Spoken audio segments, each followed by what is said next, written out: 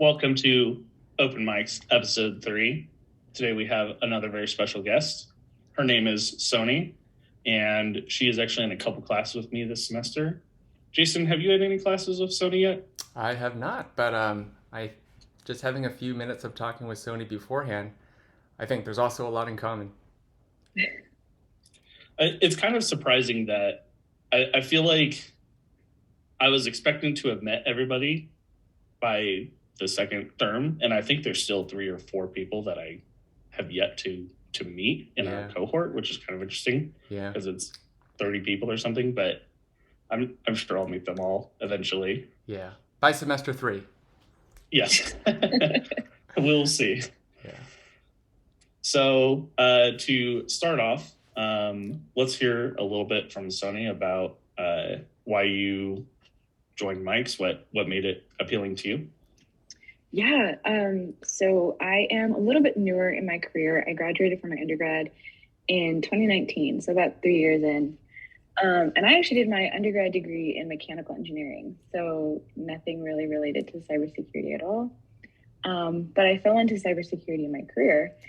And as I started learning more, I work primarily in identity and access management. So as I started learning more about IAM, I wanted to get a more formal education in the majority of cybersecurity. So expanding my bit of a limited view into the rest of cyber. And that's why I applied to the Mike's program. And then obviously I grew up in the Bay Area. So Berkeley was like an obvious choice for me. And so that's kind of how I went through picking what program I wanted to be in, and zero regrets is my general opinion. I think it's a great program. I think not only are the instructors amazing, one of my favorite things is that you get students from all different walks of life, different places in their career, working in different industries as well. So I find myself learning a lot from the instructors, but also learning a lot from the people that I have that I'm in classes with, including Jonathan. So it's like a really good experience, especially for someone who's a little bit younger in their career, to see all the different options that are out there in the field of cybersecurity. Yeah. That's really cool. I have to ask the question because I love identity and access management. Yes. Um, I'm super excited to hear about the transition between mechanical engineering into IAM. I think that'll make a really good story because quite a lot of stories we're hearing are people coming from background A and then going into something very specific in cybersecurity. So I always love hearing about those stories and just digging into how people make the ultimate transition. Can we talk about that? Yeah. Yeah, for me, honestly, it was more a story about how I shifted into consulting. So I can definitely tell that if anyone who's listening is interested in getting into consulting, I think it's a very sort of different area in cyber. What we do is slightly different from what you would do if you were working in industry. But when I was in my engineering program, I went to UCLA for my undergrad. And part of the requirement that UCLA has for all their engineers is you're required to take 3 upper division classes in an engineering major outside your own, Hmm. which, in my opinion, is a brilliant requirement. As a mechanical engineering major, that was the first time that I even explored computer science at all. So it forces you outside your box, and it forces you to kind of see how different engineering fields can interact.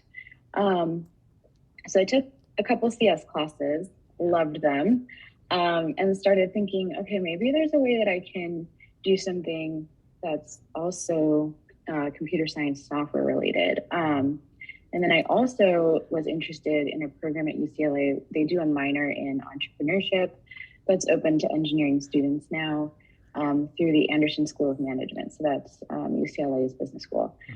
Mm-hmm. And so I was taking a couple business classes as well. And that was fascinating to me because I was interacting with people who were not super technical, but they had awesome, like, market-based ideas on what you could do with technology. And Yeah. it was like seeing what I do every day from an entirely different perspective. And that's when I started thinking, okay, I like this. I like being able to do the technical stuff and understand that, but then also see, okay, if I built a product, how would I capture market share? What does that look like? What's the need out there for consumers and things like that? And that is what dropped me into consulting, because I would say that that's my favorite part of consulting and identity and access management. Yeah. A lot of our clients are at different phases in their IAM journey. So some of them have, limited capabilities, and we're working with them on, just implementing like MFA, something super simple. Yeah. And then there's clients that we have that are way more advanced. And so that's when we start talking about like passwordless, biometrics, things like that, right? So it's really cool to not only think about, like the technical perspective where we're like, okay, this is what we need to protect. How are we going to do that? What's the best way to do that? Yeah. But also understand where they're at from a business perspective and, like what their customers are used to. So, if you have a client, their customers have never had to do MFA ever to log in, and you start implementing all of this advanced stuff, there's a learning curve there. And that's something that I didn't really have to think about as an engineer, right? It was like, okay, this is best practice. Yeah. We should implement best practice. But when you go into consulting, you have to think, okay, well, they're going to have to invest money into training their customers and training their help desk to deal with like increased volumes of calls and things like that. So that balance is something that was really appealing to me. I definitely fell into identity and access management, and I really enjoy it because I kind of like the more blue team side where you can do like the defensive work. Yeah. I like trying to think of ways to block off all attack factors and things like that. But I'm obviously excited to like see all the different areas in cyber too. IAM was like my starting point, and now I'm exploring everything else as well. Yeah. But yeah, that's kind of how I ended up going from mechanical to identity and access management. And I get a lot of questions where people are like, oh, do you ever think that you could like combine the two? And I haven't found a way just yet. Maybe there are other people in the program, as you guys do more of these podcasts, maybe someone will have a story that's, yeah, I do this and it's mechanical and cyber. And that'll be something that I look into in the future, but I haven't, as of right now, found a way to combine them in a way that makes sense. Yeah. I think that's a cool story. Did you say the combination is mechanical engineering and cybersecurity? Yeah. This might be preview a future episode, but we have a few people very interested in robotics and autonomous car. Okay. Love it. And so they're thinking about, well, how do I trick like an autonomous car that there's an object in the road, or the speed can be really much faster. Variety of cool things, but that's like the first thing that came to my mind was potentially in the realm of autonomous cars or robotics. But nonetheless, like really cool story. I think consulting is one of the best entry points because it gives you like tons of exposure really fast. Yes. And a lot of it, like a lot of projects in a given year versus someone who goes to like industry, they might work at a single company, go really deep, but secular focused. Yeah, I definitely think that because I didn't have a lot of background in cyber before I started, consulting was perfect because of that breadth. I got to see what it looks like across industries as well. So, every industry, where depending on what you're kind of doing as a company, what your customers look like, they have different requirements. So it was good to get that super wide base of knowledge. And then now, as I continue in my career, I can drill down and, focus more on one or the other. So I definitely think it's a great initial exposure kind of role. Yeah.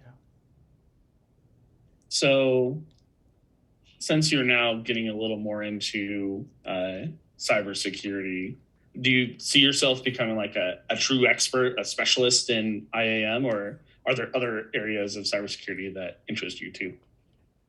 Right now, it's kind of crazy, but IAM is the real standout as I've been taking other classes.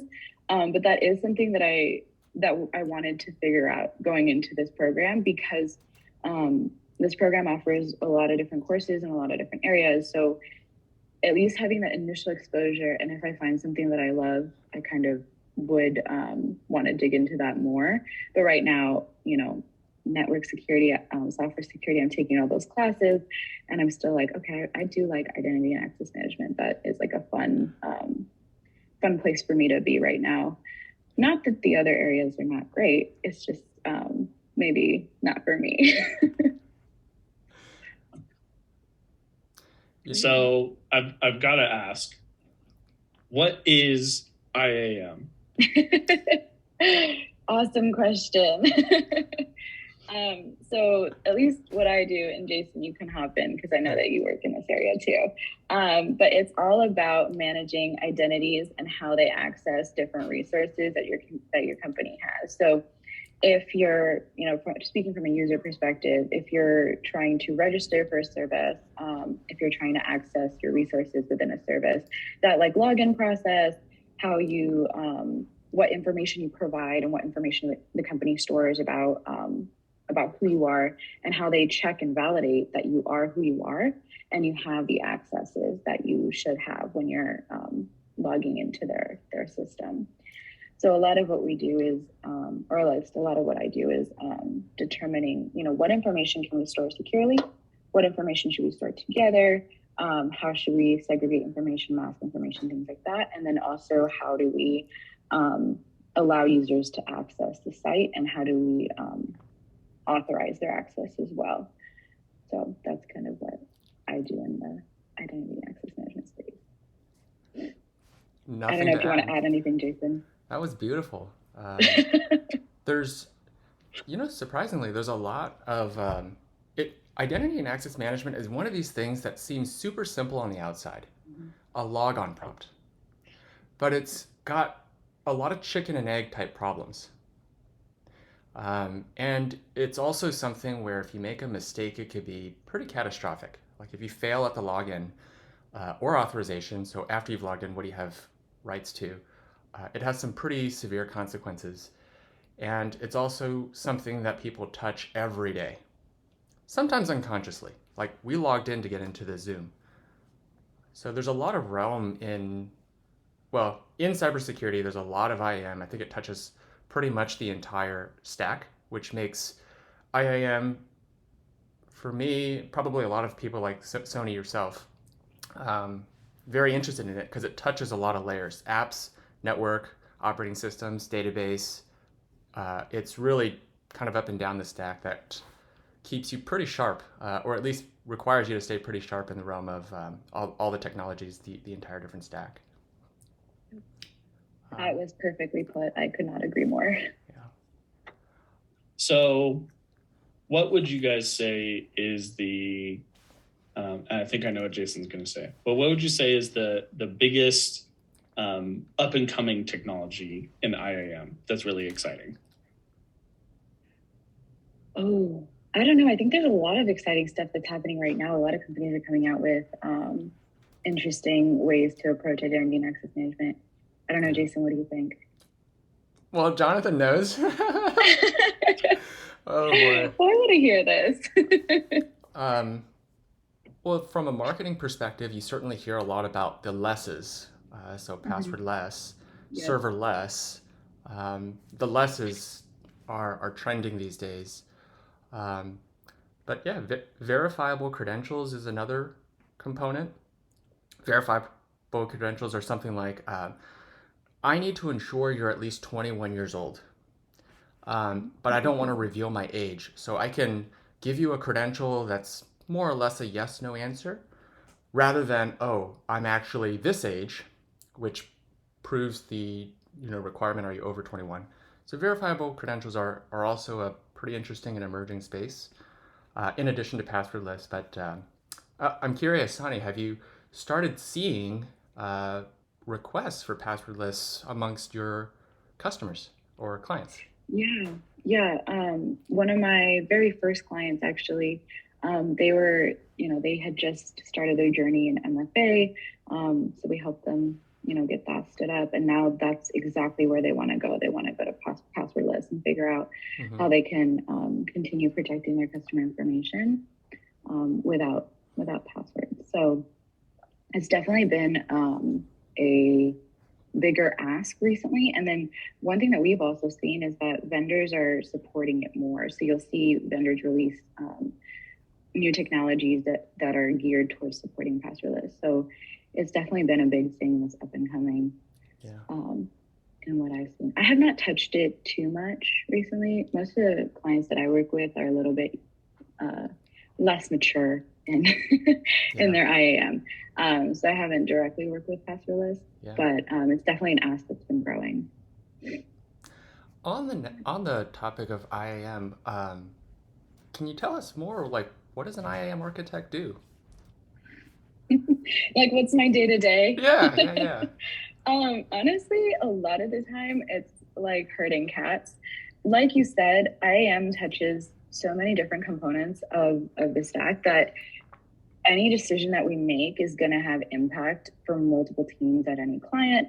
And so a lot of what I do is put together initial designs and then work on socializing them across the firm or across our client's firm. So what we'll do is, we'll start with like a basic proof of concept where, like, this is the direction we want to go in. This would be our, bare bones design. And then we start taking it to different teams and we say, hey, this is what we're thinking. How is this going to impact you?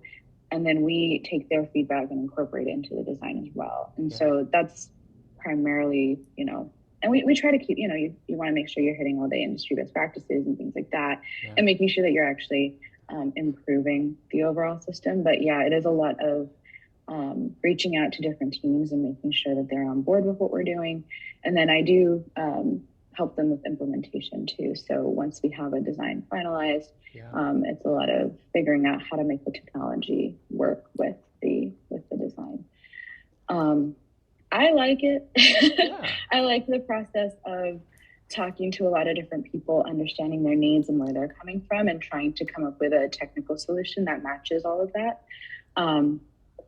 But it's definitely like a balancing game, trying to balance all the different asks and making sure you're hitting everything that the different teams need without compromising security. That's normally what I do. Maybe two more. Sorry, Donovan. I got a couple more. Yes. Go for it. How long is your typical engagement, and how do you tool up? Meaning, to design something requires some knowledge. So there are people I've met who said, well, I kind of want to get into this space, but I don't know quite how to get started. How does someone go from not really knowing terribly too much to being able to participate in things like design or the implementation? And then after that, how long does your typical engagements last for? So I'll answer the length question first. It depends entirely on what kind of work we're doing for our client. So I'll have really short-term engagements where our clients just want us to come in and do an assessment of what their current landscape looks like and identify major gaps. So anything that we see where we're like, this could be a potential security issue, pull those out, put it together for them, and then give them a way to mitigate each of those gaps. So that'll be more of like a, you get in, do a ton of research, and then get out kind of engagement. And like those can be anywhere from like 6 weeks to 3 months. And then we'll have our longer term projects that are more focused on, going through the whole, SDLC, software development lifecycle, where we take them from requirements to design, and then we actually implement kind of the design that we agreed on. So that will be a more long-term engagement, and you really get to dive into the client's current capabilities and, like you said, how they can grow those capabilities. So what tools would help them, what changes they should make to process even that would help them grow in that space. So those engagements, I've been on one that was 2 years long. So it can be any range. I do feel like you learn a little bit more from those engagements just because you get such an in-depth view of what your client is doing that, you're just going to be able to you get like a holistic view of their current infrastructure, and then you get to make more informed decisions, in my opinion. But for your second question, that's actually an awesome question. And that's how I started. I did not know anything about IAM when I first joined Accenture. And one of the things that I do, and I will give Accenture props for this, they are great at skilling up their employees. So they invest a lot of money in making sure that their employees have chances to take learnings and have access to resources that would be useful in skilling themselves up. So kudos to them for that. It's one of my favorite things about the company. But on top of that is that I think a lot of it is exploring what is out there open source. I do think that IAM has a lot of open source resources. So reading through a lot of that documentation that companies write, especially like vendor companies will write about their products and about other products. I use Gartner a lot if I'm looking to assess vendors, because they will do a pretty in-depth analysis of the pros and cons of each. And then we can inform our client, hey, we think that this might be a little bit of a better fit for you because it has these capabilities that another tool would not. And then I also think that one of the best ways to learn is to get hands-on experience. And because a lot of this software is open source, you can kind of do that on your own. But that's definitely how I learned, is by, reading what's out in the internet, trying to get my hands on as much as I could. And then Accenture support, which has been very, very useful in my career. So I do think one thing that I will say for anyone who's like trying to get into this space, definitely work for someone who prioritizes learning, because I think that the space is changing a lot every day. And you want to make sure that your company is invested in continuing to meet that pace of change. So sending you to conferences, sending you to trainings and things like that. I think that that's a big deal. So on the topic of employer-based trainings, how does it work for you guys? Does Accenture have their own training courses, or do they pay for you to take others like SANS courses, or is it kind of whatever you want? Yeah, it's a mix of both. So they have a robust learning database. So that's normally the first place I look, is if there's anything in Accenture's learning base that would be helpful to the current issue that I'm facing, or the current technology or area that I want to learn about. And then they have a certain number of training hours allocated to each person. And I have never hit my training limit, but that's for external training. So if you can find a use case for you to, take that training and justify why it's useful to you from a business perspective, we have training coordinators. You just submit a request to them, and then they will approve that request or reject that request, but normally it's approval. And you can take any external training that is relevant to your area. So they support both. Obviously, they prefer that you look at what is available through Accenture first, because that's, they spent money and time into compiling those resources. And so they want to make sure that they're being leveraged. But if you, go to them and say, hey, like, I really want to learn this technology, I think it would be useful from a business perspective, can I do it? They do have money specifically allocated for you to go do that. And I think that that's really, to me, that's huge. Companies will say, like, we support learning and things like that, but to have a budget allocated to each person and say, hey, you get this many training hours every year that you have access to, I think that that's kind of putting your money where your mouth is. And I have a lot of respect for that process at Accenture. Yeah. And then they will also support certification. So if you, do a training on your own and say, hey, I want to take the certification exam, they'll, if it fits within cyber, it's like relevant to your job, they will also sponsor that certification as well. That's pretty cool. Yeah. So shifting gears over to MICS a little bit. Yes. What classes have you taken so far? How is crypto? What classes are you looking to take before you graduate? I think that I'm about to say an unpopular opinion. I am struggling way more in network security than crypto. Like, compared to network security, I think crypto is a breeze, which is not, I've been hearing is not the common assessment that most students have. So I took crypto and then W200 last term. And now I'm taking software security and network security. and network security is kicking my butt a little bit. I was working on the, so for those of you who don't know, the network security class, we do capture the flag exercises as part of that course. And the last capture the flag is a bit of a tough one. So I was working on that for a couple hours yesterday and just banging my head into a wall is what it felt like. But I'm gonna write that down real quick. It's been a good learning experience. Sorry, what was that? I gotta write down that piece of advice. Yeah. So I enjoyed crypto, and that is probably because I enjoyed math a lot when I was in my undergrad, and I think crypto is primarily math-based. So it felt like a more natural progression from what I had done in my undergrad. Whereas network security is brand new, and I feel like I don't know all that much about it. So that has been a bit of a steeper learning curve. Yeah. That's interesting to hear. So I'm a network security engineer. Yeah. And I would say for me, it took a long time to get ramped up on network security. There's just a lot to wrap your head around with network security. Exactly.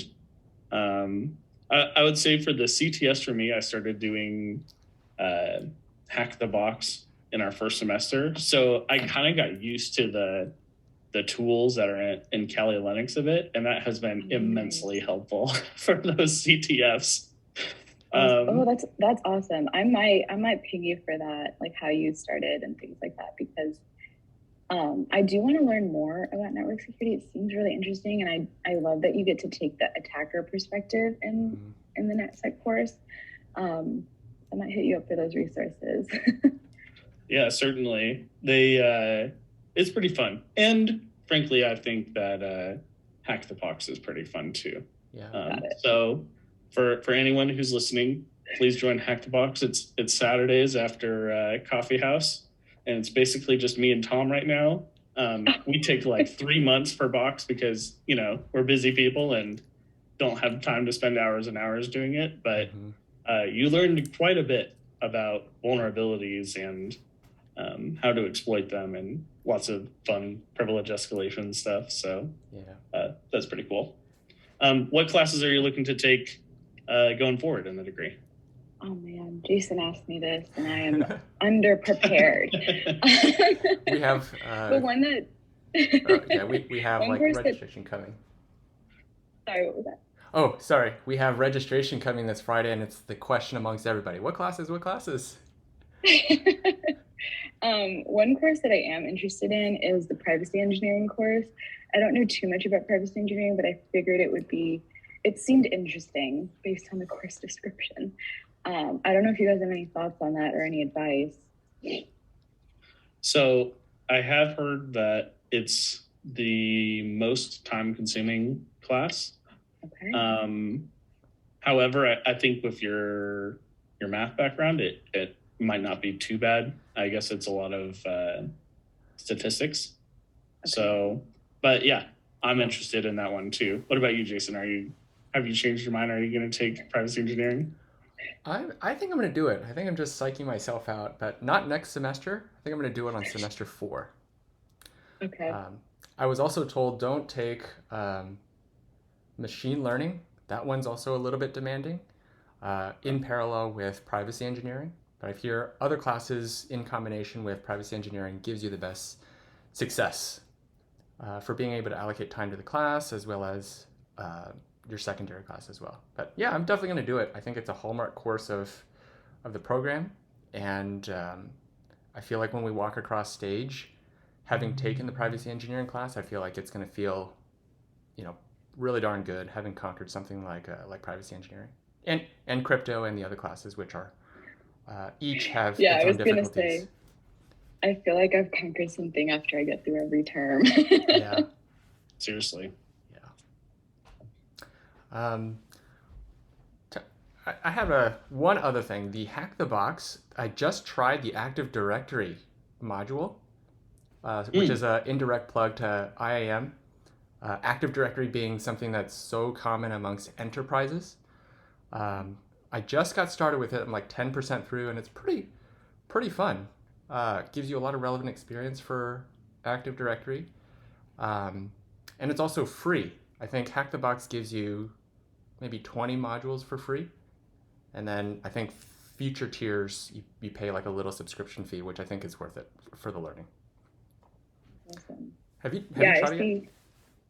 I haven't tried it, but I do see AD everywhere. Like all of our clients pretty much use AD. So that sounds like a super relevant thing. And I'm making a note that I'm going to check out Hack the Box after this.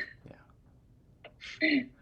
I saw that that AD module. I have yet to dig my feet in on it yet. I must admit that I'm assuming that the AD is in Windows. Yes.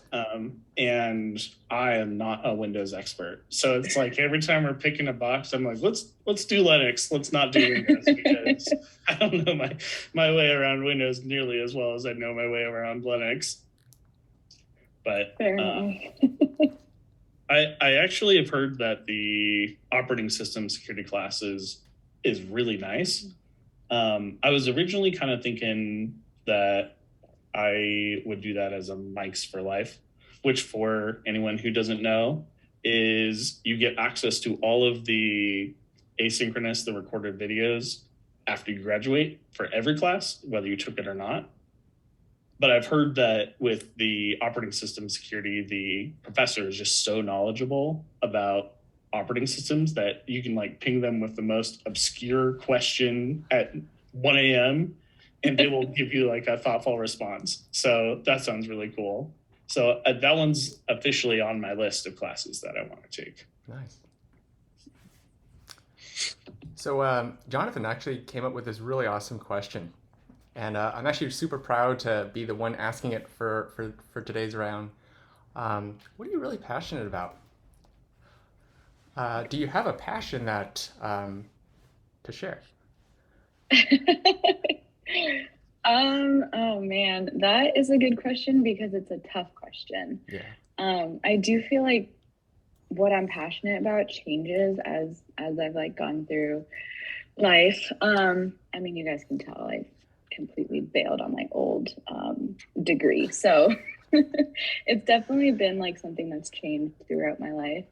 I feel like one of the things right now that I'm most passionate about is I do really, really love working with clients and solving their specific problems. And I know that sounds a little bit cheesy, but that's something that I do enjoy doing every day. I like talking to people. I like understanding why, they've made certain decisions in the past with security, and what the best path forward is, and, helping them get to a better state. So that's something that I want to keep in, wherever I go in my future, right, is being able to have that human connection and make sure that what we're doing is not just secure from a technology perspective, but is also useful to them and is relevant to the way that they operate in their business. So I think, more so than any industry or any particular area, that's something that I love about my current job, and then that I would want to kind of keep in my life, is being able to actually solve problems for real people out there. So that's probably a summary of what I'm passionate about, but yeah. I know it's a little cheesy. I have to say that's the biggest draw of IT is there's constantly problems to solve, and it's fun to use that area of your brain, and it's very rewarding to actually solve problems and see it happen. Yes, absolutely. Yeah. You put it more eloquently than I did. That was perfect. Yeah. I think it'll be fun. Very noble passion. I think we might have a lot of similarities as we get more of these episodes. Jonathan, I know, has a very similar one. We had Sue on in a previous episode. I feel the same way. So I feel like we're all with you, Sohni, in terms of the passion realm, helping, making a difference, contributing to outcomes where one can. Mm-hmm. And that's one of my favorite thing about this program too, is like you can see that everyone who's in this program just really, really cares about their area and their field. Like they care about making sure that as we go into the future and as things change and as, you know, like as we get more dependent on technology, that they're doing their part in making sure that data is secure, people are secure, and things like that. Yeah. I don't know if there's another good spot to close this down. Of course, we want to catch up with Sohni as much as possible, certainly next semester and the semester after that. And, you know, but I can't think of any better way than to close down on that noble piece of passion that you were able to share with us. Thank you. Yeah, no problem. This is a great experience, and thank you guys for having me.